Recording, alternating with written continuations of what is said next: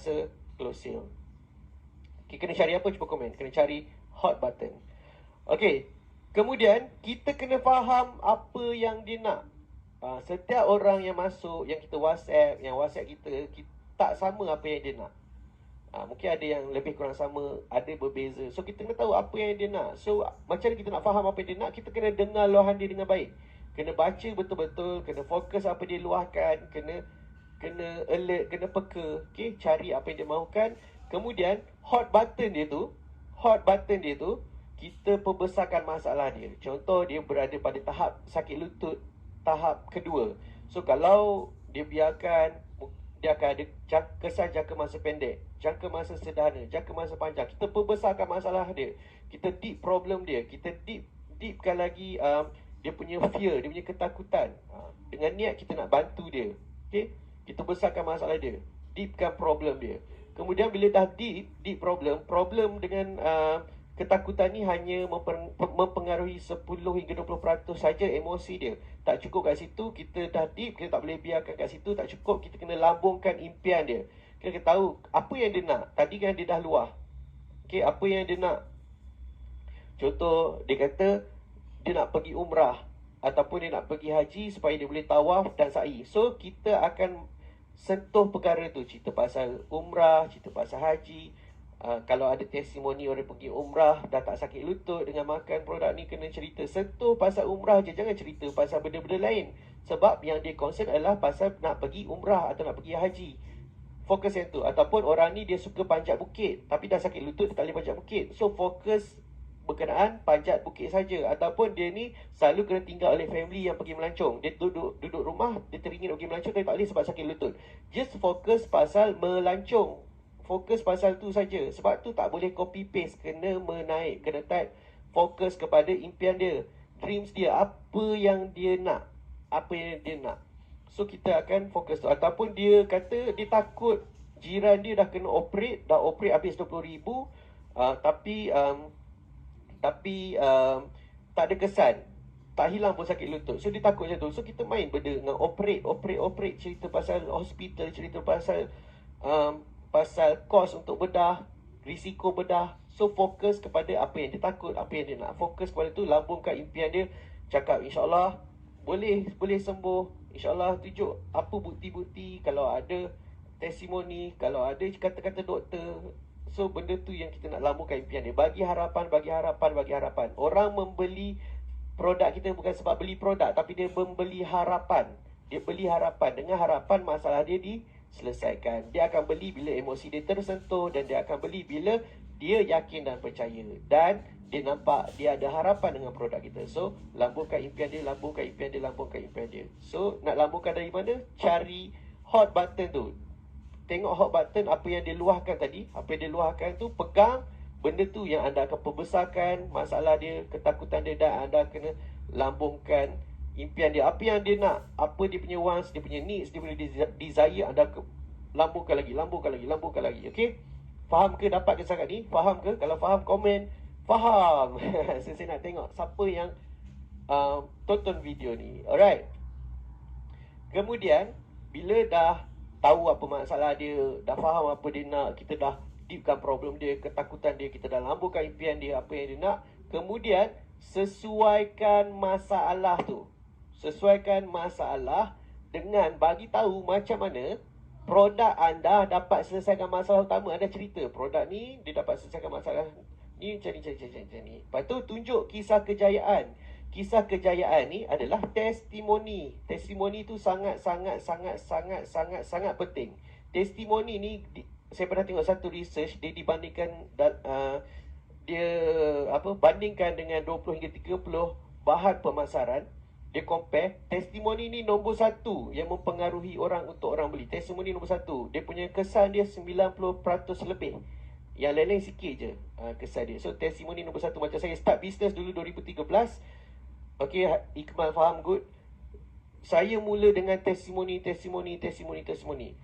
Macam mana nak tunjuk testimoni? Pastikan testimoni tu yang paling related kepada masalah dia, kepada hot button dia, kepada apa yang dia takut, kepada apa yang dia risau, apa yang dia nak. Cari testimoni yang paling hampir dan paling power yang kena dengan dia. Kalau tak banyak testimoni, kena kumpul testimoni. Macam mana jual produk tak banyak testimoni? So kena cari testimoni. Usaha je macam mana nak dapatkan testimoni banyak. Sama ada follow up customer atau bagi free sample. Kumpul testimoni sebanyak yang boleh. Lagi banyak testimoni, lagi mudah anda nak close sale lebih yakin. Anda nak close sale lebih yakin customer anda. Okay. Kemudian masa anda nak selesaikan masalah tu, nampakkan nilai. Tunjuk nilai lebih daripada harga yang anda akan beritahu kejap lagi. Okey, tunjuk nilai. Sebab setiap orang, dia ada psikologi dan minda dia. Bila dia tengok satu produk, dia tengok karipap. Okey, karipap saiz ni. Okey, karipap saiz ni dia rasa macam 80 sen ni. Okey, lepas tu sebelum dia nak beli, dia rasa dah 80 sen karipap tu. Kemudian kita jual karipap. Cakap, "Kia kak, karipap ni daging penuh kak, daging cicak penuh, kentang ni kentang ni kentang yang fresh, yang baru lagi. So lagi kita guna rempah yang memang import daripada India. So dia dah dapat value. Dengan cerita dapat value. Oi, kalau macam ni RM1.8 ni. Lepas tu dia kata RM1.8 ni. Kemudian bila dia dah nampak nilai RM1.8, kita cakap pula, "Okey kak, karipap ni special hari ni untuk akak 70 sen." So bila dia dah nampak value RM1.8 tapi kita jual pada harga 70 sen, tu akan trigger dia supaya dia bertindak dengan lebih cepat. Sebab tu penting untuk nampak nilai, tunjukkan nilai. Orang beli bukan beli produk, orang beli nilai produk. Orang beli harapan. Orang beli bila emosi dia tersentuh. Orang beli bila dia yakin. Tu kena tahu. Kena sesuaikan masalah produk dengan masalah testimoni dengan masalah, dan tunjukkan nilai. Alright. Okay. Next. Kemudian, bila dah present produk, dah tunjukkan nilai, macam mana testimoni. So, kita akan biasanya akan masuk ke fasa soal jawab. Fasa soal jawab ni, dia ada dua soal jawab. Satu soal jawab yang orang tanya pasal ciri-ciri produk, kelebihan produk. Dan lagi satu, orang akan buat rejection atau dipanggil objection. Senang faham, orang akan reject. Orang akan bagi alasan untuk reject. Dia ada dua. Satu, soal jawab dia akan tanya ciri-ciri atau kelebihan produk. Ciri-ciri ni macam berapa kapsul, berapa berat, berapa kali nak makan, bahan-bahan apa, ada KKM tak. So ciri-ciri. Bila orang tanya pasal ciri-ciri, jangan stres, jangan sedih, layan je. Tak payah present dah masa tu. Just anda kena sediakan jawapan-jawapan daripada soalan-soalan dia tu. Anda sediakan jawapan dan masukkan value dalam jawapan. Nanti saya akan bagi tahu. Lagi satu adalah rejection. Dia akan bagi tahu lah, nantilah, fikirlah, tanya orang dululah, nak survey dululah. Biasanya soal jawab yang kedua ni, yang rejection ni, berlaku bila anda tak jumpa hot button, anda tak gali sampai jumpa hot button, anda tak lambung, anda tak deepkan problem dia, tak deepkan ketakutan dia, anda tak lambung dia punya impian, apa yang dia nak. Anda tak sesuaikan masalah tu dengan produk, tak sesuai dengan testimoni, kemudian anda tak tunjuk nilai, biasanya akan berlaku rejection. So pastikan anda buat benda-benda ni yang sebelum-sebelum ni dengan betul, and then InsyaAllah sesi soal jawab ni dia berlaku bahagian positif tu. Dia akan tanya ciri-ciri, kelebihan ataupun boleh bayar pakai CMB ke apa ke. Tu bahagian ciri-ciri. So ciri-ciri tu adalah buying signal orang nak membeli. Kalau rejection dia bagi alasan tu adalah sebab kita tak cukup yang beritahu tadi lah, hot button apa semua tu. So kalau dia buat rejection, anda kena tahu handle rejection tu dengan baik. Anda kena bawa dia berfikir, anda kena bagi cadangan dekat dia, anda kena pengaruhi dia, kena pujuk dia. So anda kena buat benda tu lah. Okay.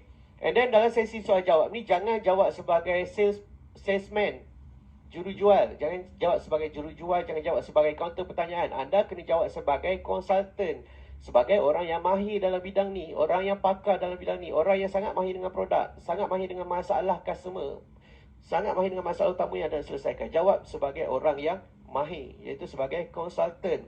Jawab dengan wow factor. Orang nak type tu bukan senang tau. Orang nak reply basic itu bukan senang. So bila orang reply, kena reply dengan wow factor. Selalu bagi input-input atau point-point yang buatkan ni, ush, bestnya, wow, ush, bestnya, wow, fuyo. So benda-benda tu kena masukkan. Jangan jawab dengan kosong. Jangan jadi jurujual yang jawab kosong, tanya A, jawab A. Tanya satu, jawab satu. Jangan tanya, jangan macam tu lah. Kena bagi dengan wow factor. Jawab dengan value. Bagi input-input tambahan, value-value tambahan supaya dalam